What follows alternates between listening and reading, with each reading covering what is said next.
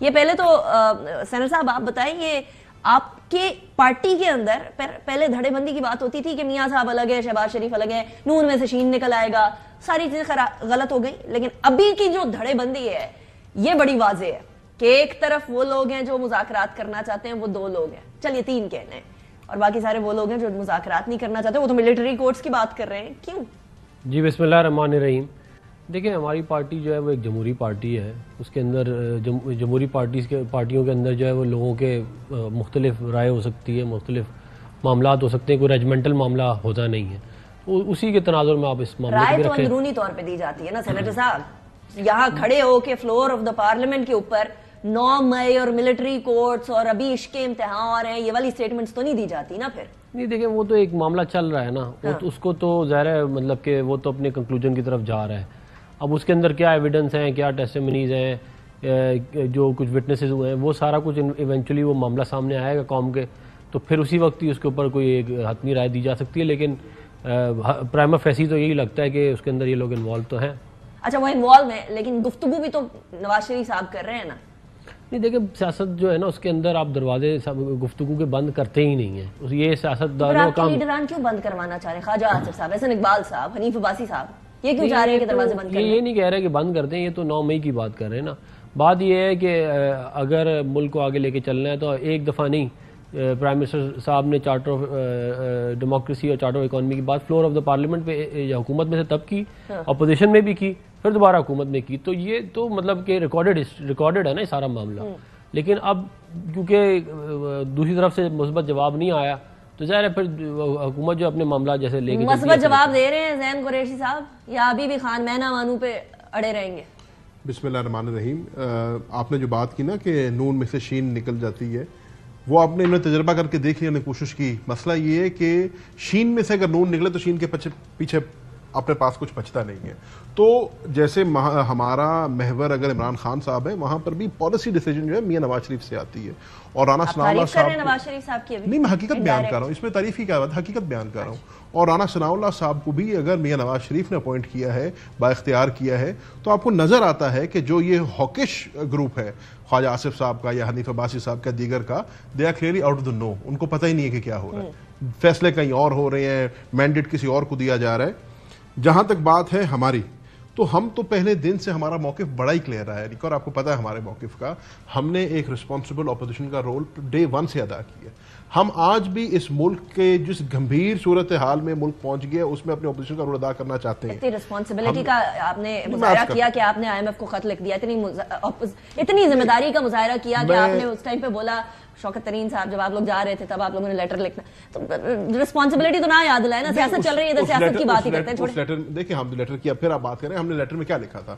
ہم نے لیٹر میں یہ لکھا تھا کہ آپ کے اپنے چارٹر کا حصہ ہے کہ آپ نے وہ ہمیں پتہ ہے نا قریش صاحب. نہیں تو پھر اگر پھر بات کریں مجھے صرف یہ بتا دیں کہ آپ نے ہمارا لیٹر نہ ملک کے خلاف تھا نہ حکومت کے خلاف تھا. ہم نے بالکل بات کرنی ہے اور ہم بات کریں گے. ہم نے یہ کہا تھا کہ حکومت کے کال اور فیل میں فرق ہے. اگر وزیر اعظم پاکستان فلور دا ہاؤس پہ کھڑے ہو کے کہتے ہیں میں مفاہمت کرنا چاہتا ہوں، میں ریکنسیلیشن کرنا چاہتا ہوں، ان کا فیل اس سے برعکس ہے. آج بھی آپ ہمارے باتیں کرتے ہیں ریکنسیلیشن کی، لیکن ہمارے قائدین اور کارکنان ابھی بھی جیلوں میں بند ہے. ہم نے آپ سے 2 مطالبے کیے تھے. ہم نے کہا تھا کہ کسی بھی نیگوسیشن کے لیے کوئی ٹی او آر سیٹ ہوتے ہیں، کوئی سی بی ایمز ہوتے ہیں.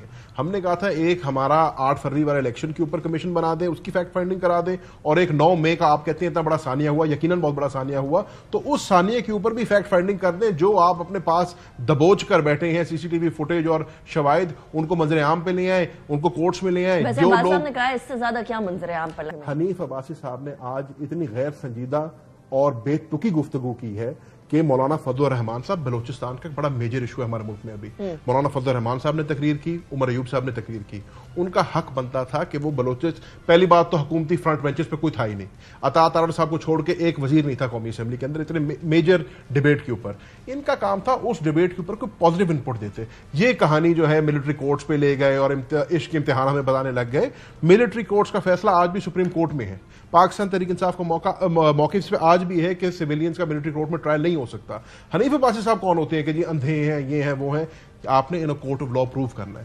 ہم نے آپ کو ڈے 1 سے کہا 9 مئی کے جن لوگوں نے 9 مئی کا سانحہ کیا ہے ان کو کیفر کردار تک پہنچائیں, جس کے خلاف آپ کے پاس ایویڈنس ہے اس کو منظر عام پہ لے کے آئیں, اس کو پروسیکیوٹ کریں.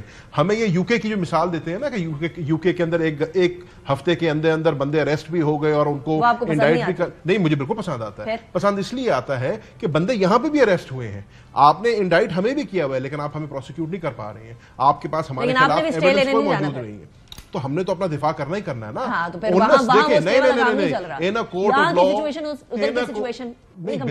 کیوں نہیں کمپیئر ہو رہی, میں عرض کرنے دینا مجھے, in court of law in criminal case once آپ کے اوپر ہے پروف کرنے کے لیے, تو آپ نہیں پروف کر پائے. وہاں پر انہوں نے 1 ہفتے کے اندر ایویڈنس بھی دے دیا, پروف بھی کر دیا, کنوکٹ بھی کر دیا. وہاں پیریفری کے اندر بھی ہونے والے شخص کو انہوں نے کہا بیل نہیں آپ کو ملنی ہے. سو یہ بھی یاد رکھیں کہ پیریفری کے اندر بھی کوئی ہو نا تو وہ پکڑا جائے گا پھر, اگر آپ اس سٹینڈرڈ سے آئیں گے. میں آپ کی طرف واپس کے ساتھ آئیں گے. حنیف عباسی صاحب حنیف حضرت کہتے ہیں اور ہم مان رہے ہیں, ایسے تھوڑی ہوگا. یہ ویسے آپ لوگوں کی نا 2 اسٹریٹجیز چل رہی ہیں. ایک جگہ آپ نے گفتگو کرنی ہے, دوسری جگہ آپ 9 مئی والی بات کر رہے ہیں. 9 مئی والی بات ہٹ نہیں سکتی ہے, اریز بھی نہیں ہو سکتی ہے, دیٹ از دیئر. لیکن پھر کس بنیاد کے اوپر بات چیت ہوگی, کس بنیاد کے اوپر مولانا فضل الرحمان صاحب کہہ رہے ہیں 47 والے بھی ادھر ہیں 45 والے بھی ادھر ہیں, مل کر تو چلنا ہی چلنا ہے. لیکن بات یہ ہے کہ اگر یہ کوئی کہے کہ 9 مئی کے لیے جو ہے وہ جوڈیشل کمیشن چاہیے یا کوئی انویسٹیگیشن چاہیے, تو مجھے آپ بتائیں نا کیا اس کی فوٹیجز موجود نہیں ہیں؟ کیا آپ نے خود نہیں سارے کے سارے معاملات دیکھے؟ وہ تو وہی آ رہا ہے نا, منظر عام پہ کیا ہے, منظر عام پہ ہی ہے نا, جو ویڈیو ہے وہ منظر عام پہ ہے نا. اچھا اس کے بعد اگر ان کو سزا نہیں ہوتی تو پھر تو دیکھیں بہت بڑا ایک مطلب کہ یہاں تو انہوں نے مینیپولیٹ کر لیا سسٹم کو, جو یہ بڑے اچھے طریقے سے ماضی میں عدالتوں کو مینیپولیٹ کرتے رہے ہیں. ثاقب نثار ہو یا بندیال ہو یا گلزار ہو, یہ سب ان کے ہاتھوں جو ہیں وہ مینیپولیٹ ہوئے ہیں. تو اب بات یہ ہے کہ اگر فوٹیجز موجود ہیں اس کے باوجود بھی سزا نہیں ہوتی تو پھر یہ لوگ سوال تو پوچھیں گے. موجود ہے, ثبوت موجود ہے, نہیں سارے کنورسیشنز موجود کیا سارے پر پورے پاکستان نے دیکھی ہے نا. آپ مجھے نہیں ہے کیا نہیں پورے پاکستان نے نہیں دیکھی. دے آر اور they are not. Of course they are. بس پھر جوڈیشل کمیشن بنائیں. جوڈیشل کمیشن نہیں بنے گا. چلو ایک سیکنڈ, اس چیز کو آپ نے سر خانے میں ڈالنا ہونا, ادھر آپ جوڈیشل کمیشن بنا دیں. نہیں ابھی ایک سیکنڈ, ابھی انویسٹیگیشن ہو رہی ہے نا, یہ کیا کہتے ہیں جنرل فیض والے معاملے کے اوپر بہت ساری باتیں آ جائیں گی سامنے. اور یہ آپ خبر دے رہے ہیں کہ بہت ساری باتیں آ رہی ہیں. نہیں میں اس کی وجہ بتا دوں, مجھے خبر دینے کی ہر چیز میں ضرورت نہیں ہوتی. بات یہ کہ کچھ آپ کو نظر آ رہی ہوتی چیزیں کہ کس نے رائٹنگ آن دی وال کے ابھی اور زیادہ پھنسے گی بیٹی ہے اس معاملے میں. اگر دیکھیں آپ نے آرمی کے اندر کو کرنے کی کوشش کی ہے, وہ ججز جنرل اور سیاستدان جنہوں نے مل کے یہ کارنامہ انجام دیا ہے, ان کا کوئی نہ کوئی تو بات چیت کیوں کر رہے ہیں؟ نہیں ایز اے پولیٹیکل نہیں دیکھیں یہ تو ایک کرمنل کیس ہے نا, یہ تو چلے گا, جو چلے گا اس کو تو میں آپ کو نہیں روک سکتے. بات کرنی ہے آپ سے, نہ کریں بات, لیکن بات یہ ہے اگر نہیں کرنی نہ کریں. یہ جب نہیں تھا کیس تب بھی ہم سے بات نہیں کر رہے تھے, جب 9 مئی نہیں ہوا تھا تب بھی ہم سے بات نہیں کر رہے تھے. ہمارے سیاسی دیکھیں سیاستدان بات چیت کے دروازے بند نہیں کرتے اور نہ کرنے چاہیے, کیونکہ معاملہ ایونچولی وہ کر رہے ہیں, آپ کر رہے ہیں, اب تو وہ کر رہے ہیں نا. دیکھیں خان صاحب تیار ہیں بات کرنے کے, مطلب انہوں نے اچکزئی صاحب کو کہا ہے, اس کے بعد کہا ہے کہ اگر بات چیت اس طرح کی ہوئی کہ اس کو مانا جا سکے تو پھر بات چیت آگے بڑھائیں گے. تو اگر مگر تو بیرسٹر گوہر کی سٹیٹمنٹ, عمر ایوب صاحب کی سٹیٹمنٹ, ہم 2 پلیٹ فارمز ہیں. ایک ہے تحقیق تفویض آئین کا پلیٹ فارم, اس کے چیئرپرسن ہم نے چنا ہے اچکزئی صاحب کو, اور ہم نے اچکزئی صاحب کو مینڈیٹ دیا ہے کہ اگر کوئی بات چیت ہوتی ہے آپ کریں. اب دیکھیے نا, حکومت کی منشا سے کام نہیں ہو سکتا. ان کا یہ کہہ دینا کہ جی فوٹیج موجود ہے, قانون یہ بھی جانتے ہیں, تھوڑا سا قانون ہم بھی جانتے ہیں. کرمنل کورٹ کے اندر اونس آپ کے اوپر ہے, آپ نے ہمیں پروف کرنا ہے.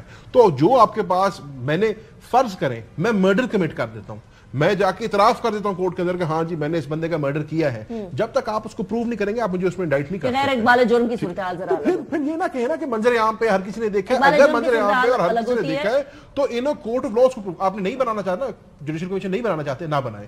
جو ATC کورٹس کے اندر آج کیسز چل رہے ہیں جہاں پہ ٹیکس پیئر کا لاکھوں کروڑوں روپیہ خرچ ہو رہا ہے, 1 سال سے زائد اور پتہ نہیں کتنی پیشیاں ہو گئی ہیں, وہاں پر تو پیش کریں نا آپ. وہاں پر تو آپ, یہ تو مجھے لگتا ہے یہ ایشو ایسا ہے کہ حل ہونے کا نام ہی نہیں لے گا.